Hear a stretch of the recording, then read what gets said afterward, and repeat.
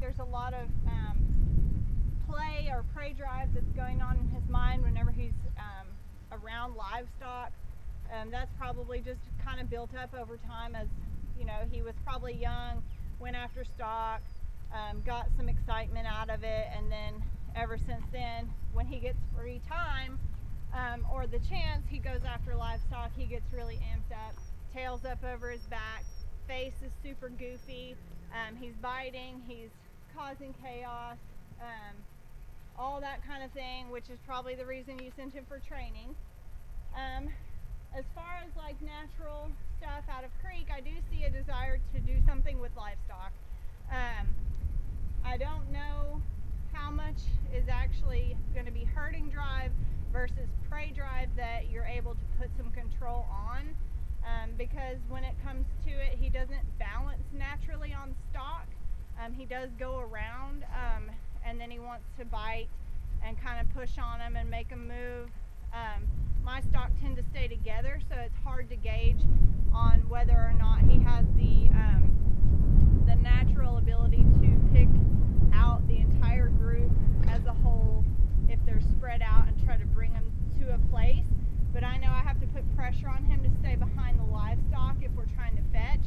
So I don't think he has a lot of just natural balance to him, which he is a mixed breed, so you knew that there was potential for him to not be all herding dog.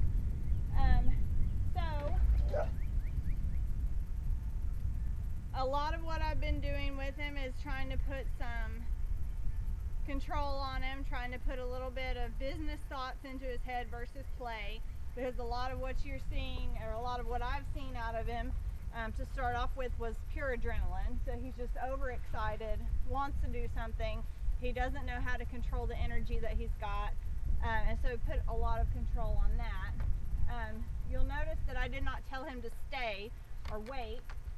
I simply asked him place, and then I expect him to maintain that. He has a memory. He can remember that he was put up there for a reason, and that it's his responsibility to maintain that. So I try to put a lot of responsibility on dogs from the beginning. In that way, I expect them to remain in their place when I put them there. I expect them to stay in the kennel until I ask them to come out. Just because I open a door is not a cue for them to come through a door. I expect them to remain in a sit or a down if I've asked them for either one of those positions.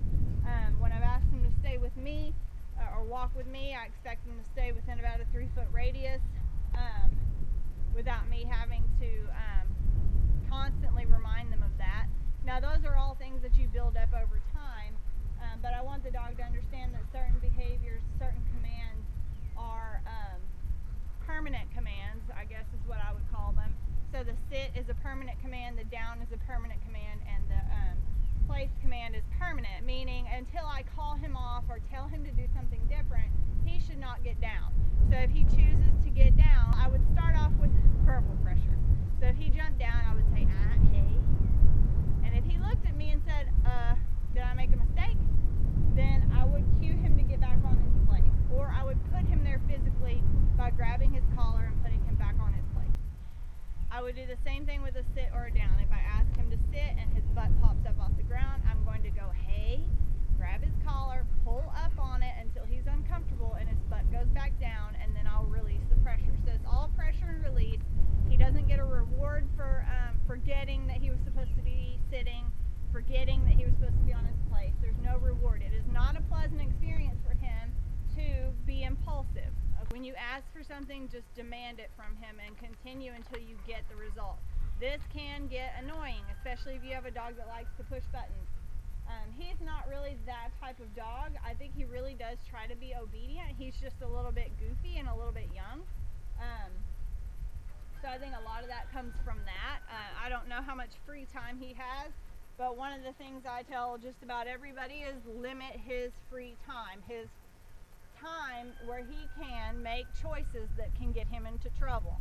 So if he runs loose a lot, he's not fenced in, he has access to livestock when you're not around, absolutely limit that, because every time he's around stock, or even if he was doing simple things like getting into the trash. Every time they have the opportunity to get into the trash and mess up, that is reinforcing that behavior, which makes it harder for you to extinguish in the future.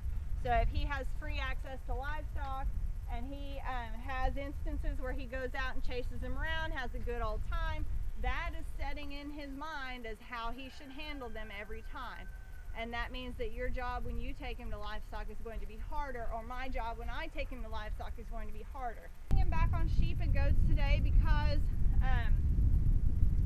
what I am really going to work on is not him working the livestock. What I'm really going to work on is his attitude and getting ready to go to work. So what I have noticed is I spend probably about 5 minutes at the beginning of every session getting him tuned into work. So some of that may be age, some of that may be the fact that he's not pure herding dog, so the whole drive to get control of the livestock and really work is not really why he is engaging with livestock. But I'm going to try to lessen the amount of time that I spend going back and forth with him before I can give him access to livestock. So the big deal with him, and I already corrected him for it once, and I know a lot of people really reward this in a dog aside from livestock, but his attitude whenever I call him in to start work. So if I call him to me, he can be happy, he can be ready to go, but the bouncy tail up over his back, just beyond excited, looking like he's going to plow into me, that behavior is not something I'm looking for in a working pen. If he was on the other side of that gate and I needed him to come in here and help me move some livestock that are over here, if I called his name and he came barreling in towards me and upset these livestock, that is counterintuitive to work, okay? So I'm trying to get his attitude from the get-go to be a little bit more serious. His recall needs to be more of a job than oh, I get to do that and I get to be very excited.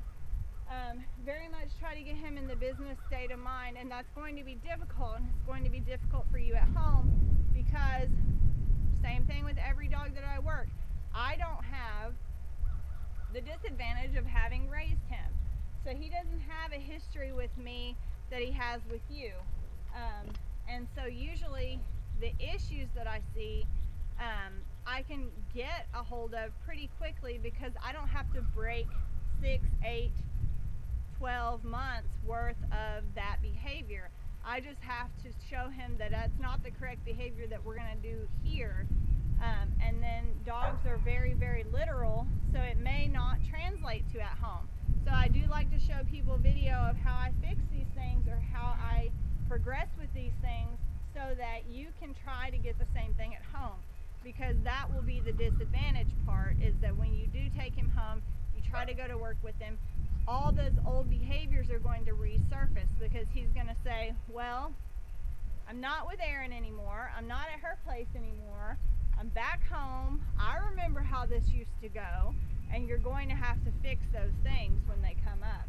So it doesn't do me any good to show you videos of dogs who are perfect all the time whenever you have to go home and actually use the dog.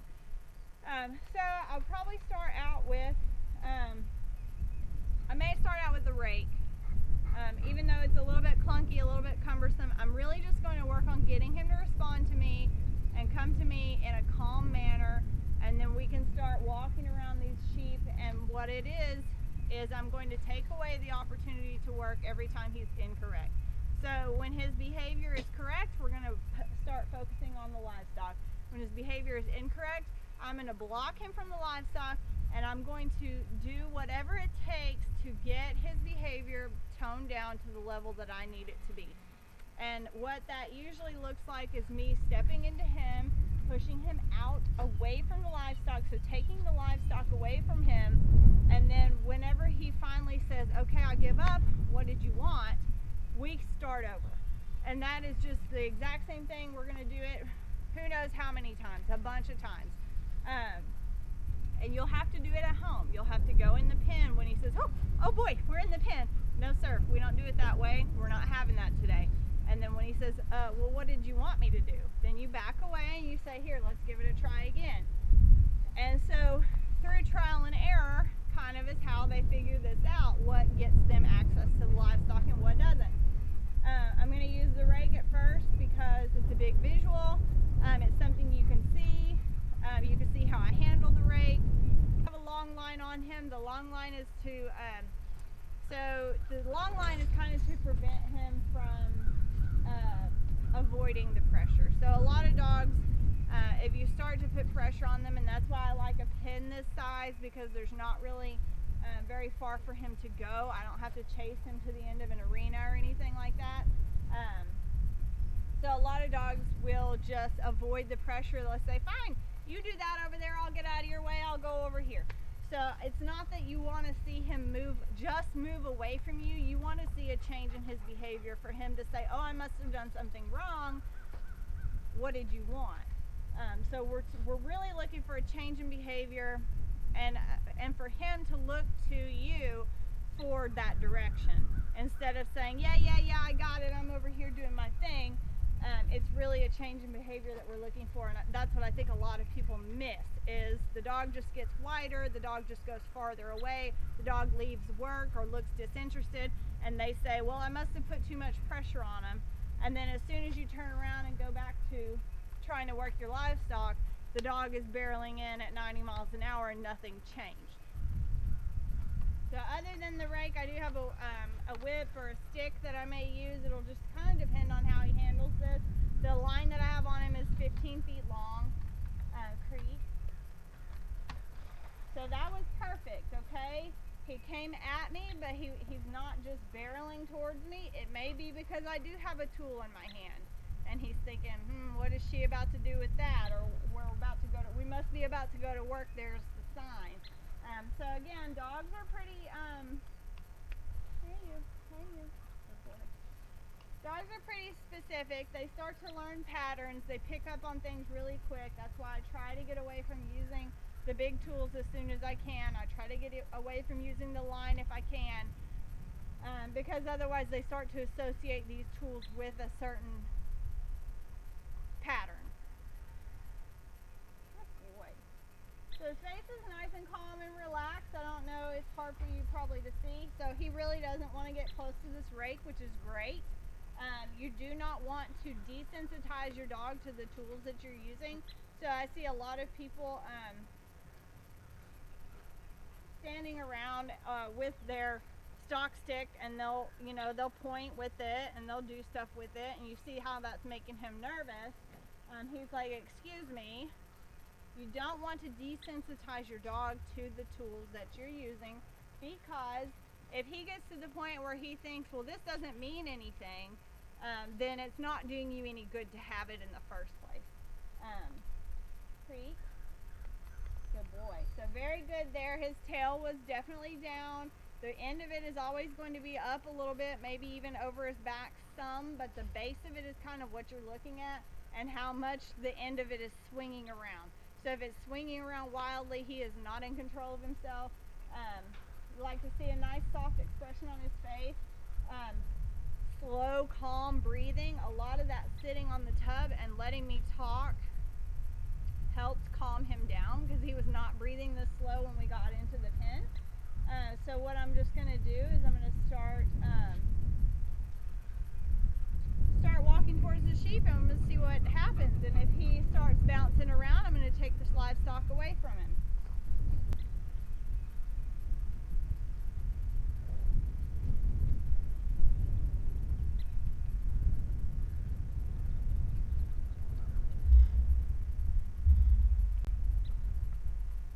Alright, so I put a little bit of pressure on there for the poop eating and the disengaging and not paying attention, okay?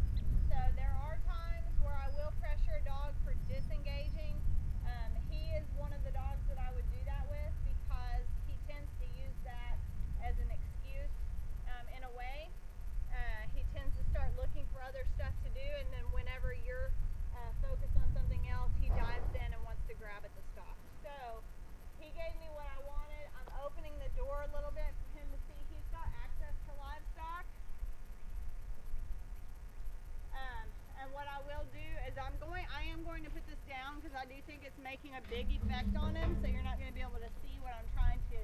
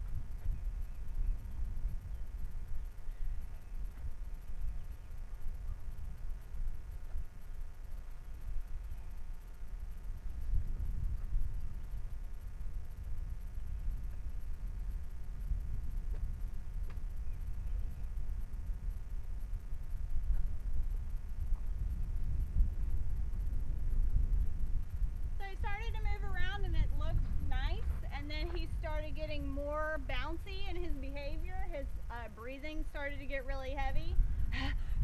And his ears perked up a lot and his tail started to come up.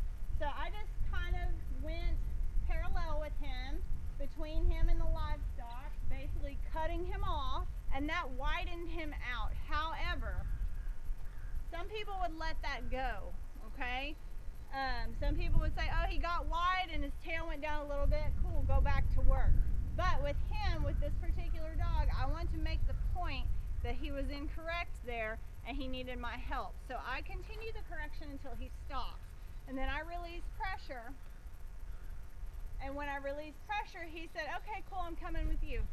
And I reapplied pressure at that point because I didn't ask him to do anything else, right? So I wanted him to say, what did you want? And he did. And then when I released pressure, I need him to wait for me to tell him what to do next. And so the reason that I continued to apply pressure when he chose to come forward is because I don't think my initial correction made the point that I wanted to make. I think if I had let that go and let him continue on working by letting him choose to get up and follow me back to the sheep, that his behavior would not have changed. So as you can see, he's just sitting over there. I haven't asked him to sit. I just pressured him until he sat, and then I released the pressure. But now he's sitting over there thinking. His brain is at least on me, right? Because if he didn't have me in his brain, he would get up and wander around, go look at the cows, go sniff Annie, and all of that. But right now, he's not. He's thinking. He's under control. His body is under control of his mind. So I'm going to call him with me again. Creep. And that's perfect. He got up nice and slow. Tail is down. He's watching the stock, but he's also watching me. Creep.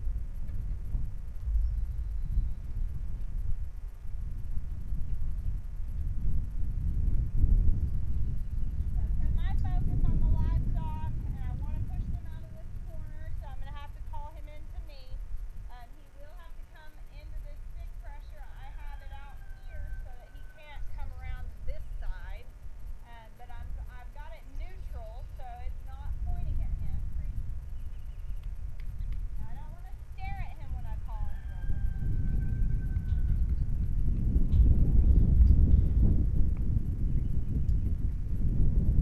Put my focus on the livestock, and then back up out of his way.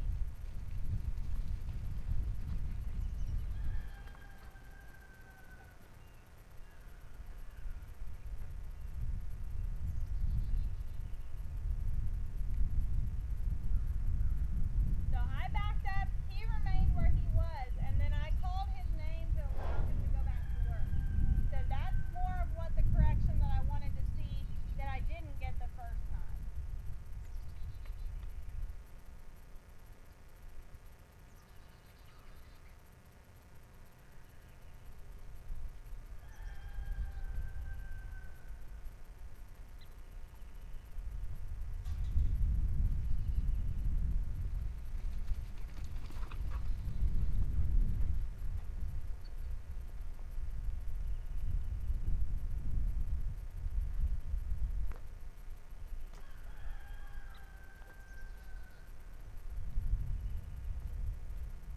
I continued the correction because I didn't get the change in the body language.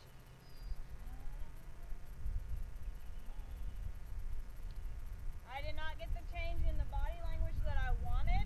I still don't think I'm where I need to be yet because do you see his ear? How his ear is standing straight up? Those are his excited ears. Those happen when he's excited. So I didn't get the correction that I wanted to get, but you can only take a correction so far because he's on the edge of the pen and he did give in with the sit. So there's really only so much that I can do in that situation. I just don't want to just keep intimidating him because he is giving in. He's just not fully in control of his emotions yet. But that's been a trend. So we're just working through it. gonna go to my stocking